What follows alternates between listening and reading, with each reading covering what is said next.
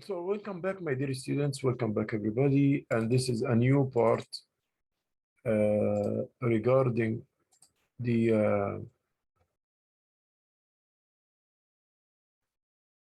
talk now about the employer's contract or contract of employment contract, or the employment law.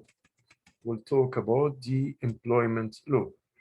We'll talk about it. What is employment law?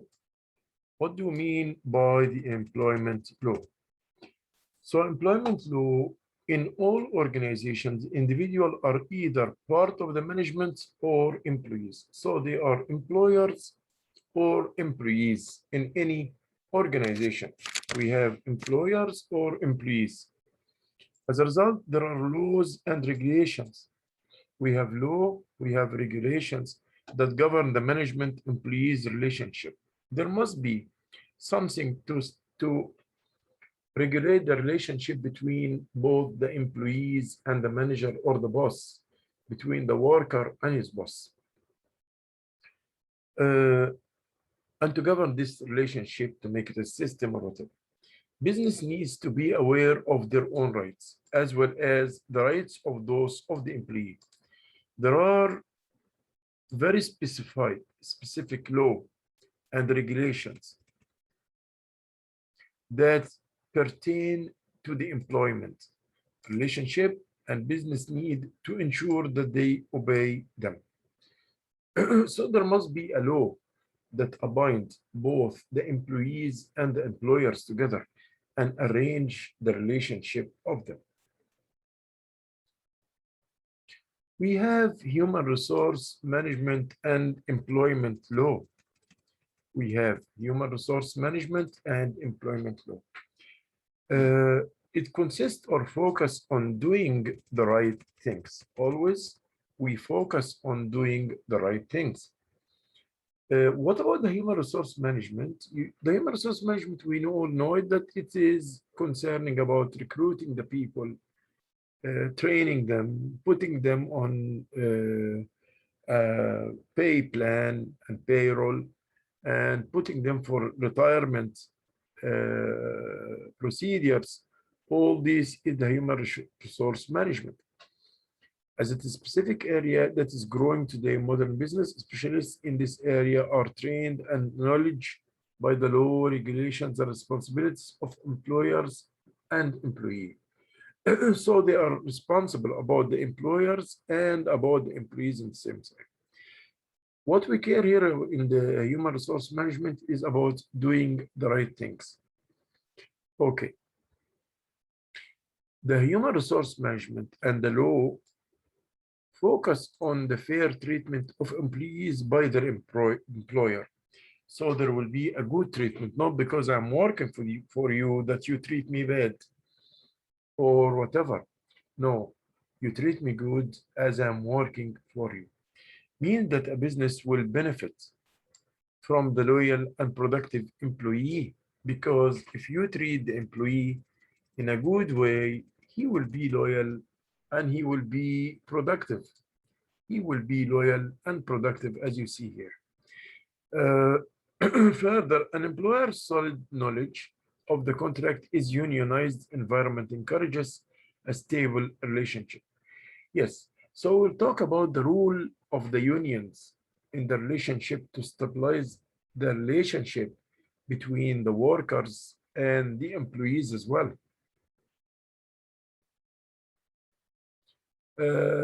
So we'll go now to a very important point, that is the risk and benefit in understanding employment law. What are the benefits of understanding the employment law when we are aware of the employment law? It gives us a comfortable and safe work environment. Everyone knows his rights. Everyone knows what he's supposed to do, what he's supposed not to do. So it is a work environment, peace work environment. Leads to fair treatment for everyone.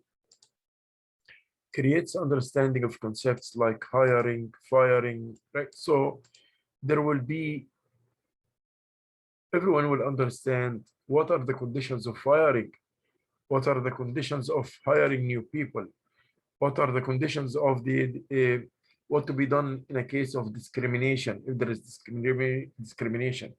What about if there was a child labor in the company, what we should do in such a case to prevent it, and so on. The risks, none. Knowledge is important for business. When unsure, contact the human resource specialist.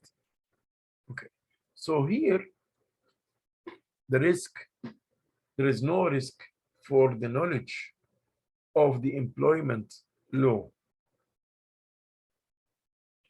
We'll talk now about the relationship between the employer and the employee.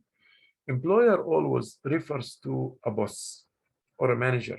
Employee refers to the worker. Okay.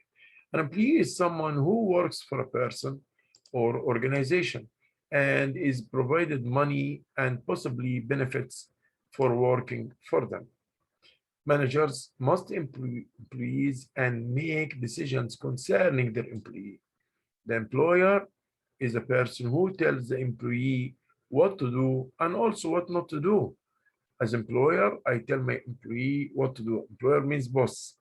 And the other terms of their employment, such as hours of working. And so the employer responsibility is to let the employee always know what to do and what not to do. There are other types of relationships where employer pay for work performance, but they are not covered under the employment relationship, employer-employee relationship. Okay. We have also sometimes the employee act as independent contractor. Independent contractor. The service they render is dictated by a quote or contract, and they provide their own tools. Contractors are not directly involved in the operation of the business. Okay? The employer is not responsible for the contractor's employees. So the employer is not responsible for the contractor's employee and is not responsible for deductions. So as example, the employer here is not responsible about the taxes. The one who's responsible about the taxes is the employee. He has to pay his taxes by himself. Our vacation pay, they don't also pay for the vacation pay and so on. So employer in the case of the contractor, he is not responsible about vacation pay. He is not responsible about any deductions.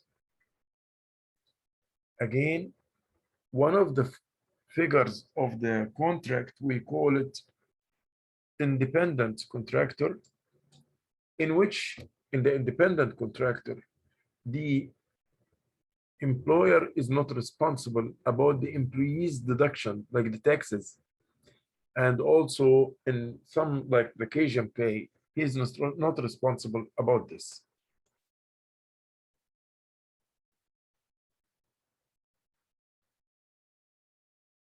So employee or contractor? We'll see now, employee or contractor. How will I know the employee from the contractor? Indicate the status of the person in each of situation. This is an example. So we'll go now to the labor law, regulations, and employment rights in Canada. The labor law, regulations, and employee rights in Canada. So what we can say here that in Canada, labor laws, regulations, and employee rights are found on both provincial and territorial and federal levels. They are in those three levels. Okay. What about what is included about the employer's law or law of employment? The things which are there included in the employment law are those points. Those are the points which we care about in the employer or employment law. What are the employment standards? What employment rights? The employment rights. Okay. Protected by employment standard legislations. Do all workers have the same employment rights? Everybody has the same rights. Workplace health and safety. This is the last point. So those 4 points are the major interests of the employment law.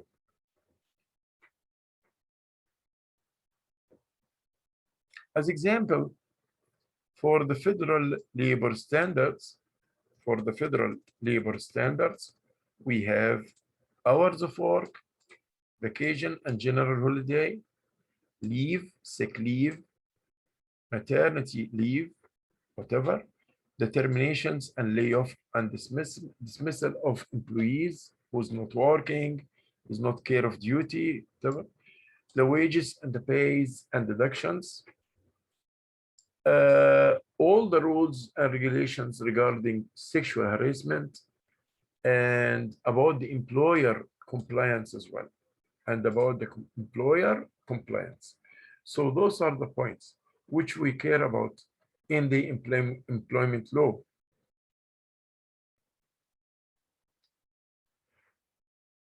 And each province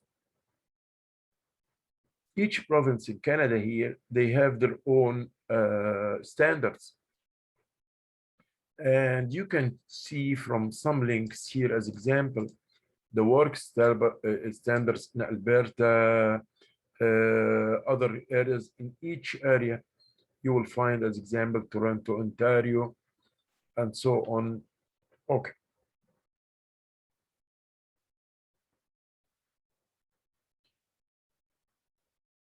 We'll go now to the employment contracts, and we will understand what do we mean by employment contracts. What do we mean by the employment contracts? So here in Canada, a contract for a fixed period of 1 year or more must be in writing. So if you will make a contract for 1 year in Canada, if there is a contract for 1 year or more, it should be written. It should be a written contract. However, in many situations, employment can exist on a simple verbal agreement when it is for an indefinite period of time and does not have specific requirements. So verbal. So we have a written contract, and in writing contract, if it is more than 1 year, if it is less than 1 year and everything is clear, it can be verbal contract. So we have 2 kinds of contracts here. We have writing contract and we have verbal contract. And the verbal also does not have specific requirement. The verbal does not have a specific requirement. Here, I won't say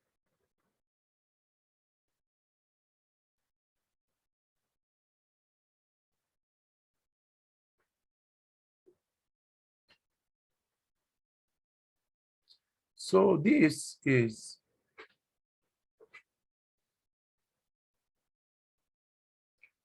about the contract. We have also, what about the dismissal and the grounds of dismissal? What are the reasons for dismissal? If you say that someone was having a job, then he missed his job, he lost his job, he was dismissed from job, they get him out of the job. Why? The word fired is not pleasant once to hear. That's true. So let's see the sentence. The word fired is not pleasant once to hear. In some cases, there is a justified reason for the dismissal. There must be a reason for the dismissal. And in some cases, there is not an employee might be dismissed for cause. In some cases, they might be dismissed without any reason. And this is the core problem. If there are reasons for terminated, that's fine. But if there are no reasons, this is the worst point. Because why did you dismiss him or dismiss her? For example, the individual's resume contains falsified information.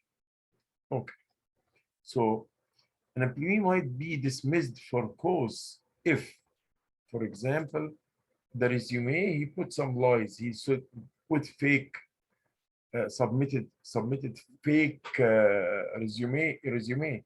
In that case, this is okay. When examining cases, unjust, okay, an employee, look at this, an employee who does not have a collective agreement unionized and has been employed for 12 consecutive months with the same employer is protected from unjust dismissal. Very important, this one. So those are some cases we have it from courts decisions. So this is what we call it wrongful dismissal. Wrongful dismissal. So it is a wrongful dismissal if you dismiss an employee who does not have a collective agreement, but he has been working with you for more than 12 months. Consecutive months. He was working with you for 12 months and they are consecutive and continuous. So you cannot fire him. As an employer, you cannot fire him because he's protected from unjust dismissal.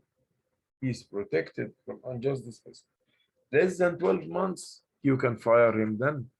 You can fire them if it is less than 12 months.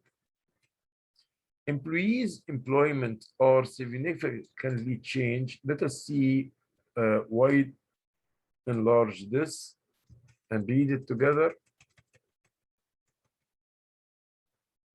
Employees' employment are so significantly changed, or the employee's position within the organization is made so difficult that the employee believes that the employer has essentially dismissed them from their original position. This is called constructive dismissal.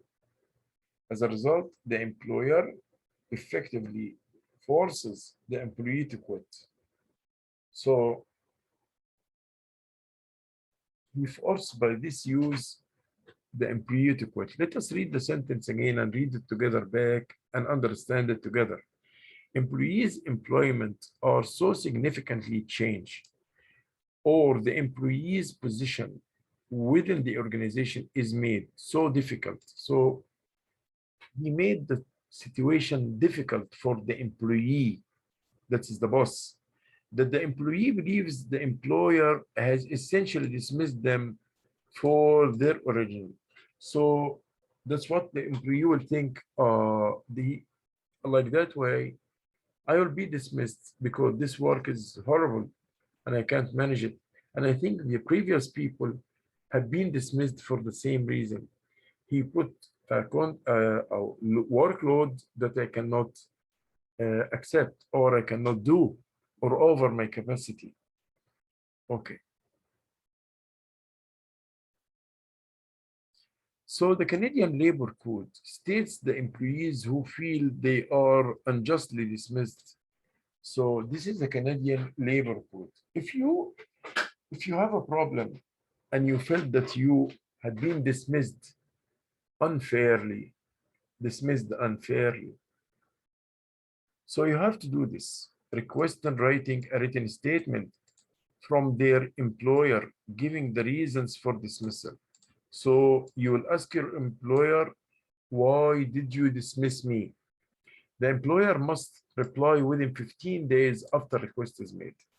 So the employer must return back to you with an answer. Again, you have to ask your boss who fired you for no reason, or you believe he fired you for no reason, you have to ask him the reason behind his dismissal, or why did he dismiss you from work. 2, file complaints. You will file a complaint alleging unjust dismissal at any labor program office, okay, in not more than 90 days of the date of dismissal. So you will complain any labor program within 90 days that your company unfairly dismissed you. The complaint might be made by the dismissed person or by a representative like the lawyer, such as lawyer. So that's why we see sometimes compensations or for dismissal, lawyers are there.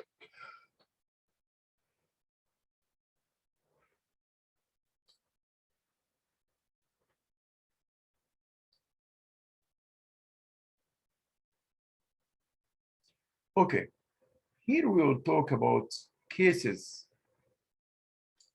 that for terminating a contract. Those are cases that leads to terminating a contract. There are 3 general grounds for disciplinary action according to Canadian labor standards. Okay, incompetence, where the employee does not have the skills or ability to do the work. This is incompetence. Incompetence. I cannot do the work. I'm not able to do the work. Negligence. Second point, for that reason, those are reasons for terminating. Those are reasons for terminating from the job. Second point is negligence, where the employee may ignore their duties or careless. They don't care about the job. They go to the job, but they don't care. I don't care. So he's not, or I'm not interested in doing my job. So in that case, this is another reason for the dismissal. The third reason for the dismissal is misconduct, where the employee breaks the rules. So they do something wrong. The employee do something wrong.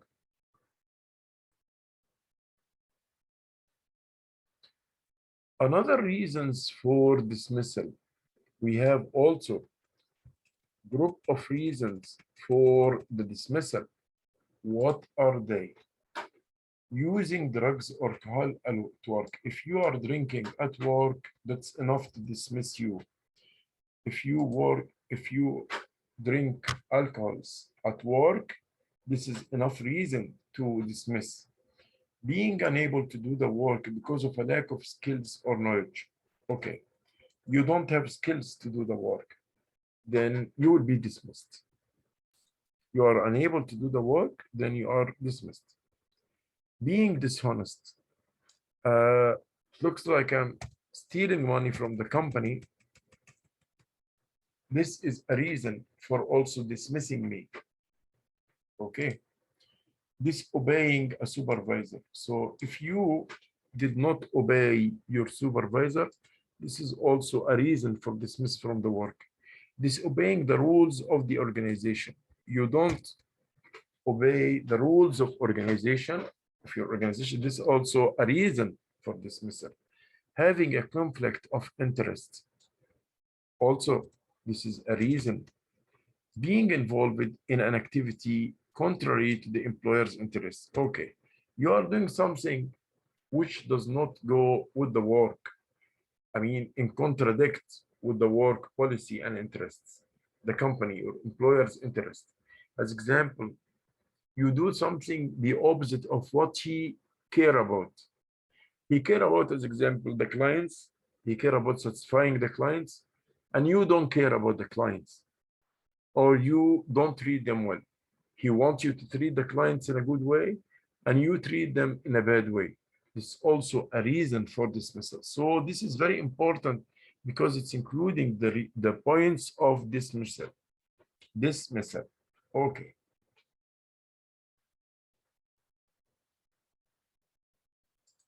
We'll go now to the part of unions, collective bargaining, and labor disputes. Collective bargaining and labor disputes. What about this? What about the labor disputes and collective bargaining? Collective bargaining. Okay.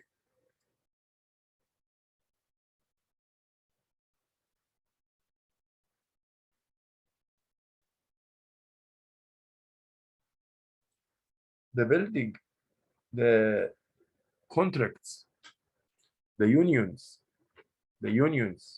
are of great importance in the contract for defending the contracts. And unions are something very good because it defends all the workers' rights. Establishing unions can help evaluating the workers' performance, their own protect the rights. There are a lot of points that are advantages of the unions. Okay. We see here one of the greatest challenges of a business faces the complexity of a unionized environment. Union contracts and labor disputes are very serious matters and can often have a business and its employees splintered. However, a unionized environment provides a stable workplace with a very few surprise in terms of the guidelines. So I know I'm working, my work is stable, everything is fine. So no surprises, no surprises. Unions is having a big contribution in stabilizing the work environment, make it stable. Okay. The organization and its employees are governed by. Canada is a country with the freedom of employees together and form a union.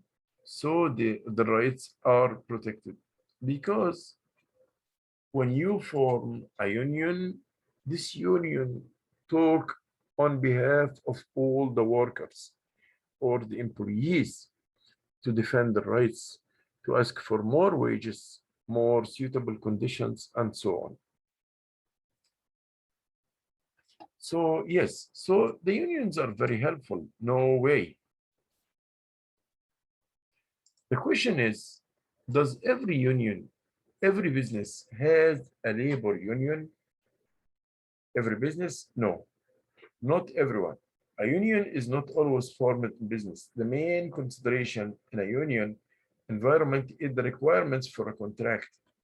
There are other considerations, but much of the focus is on the negotiations of the terms of employment relationship in front of a union contract. These are the most important points. So we cannot say that all the activities having unions. No, there are some activities do not have any unions, depend on these items which we talk about.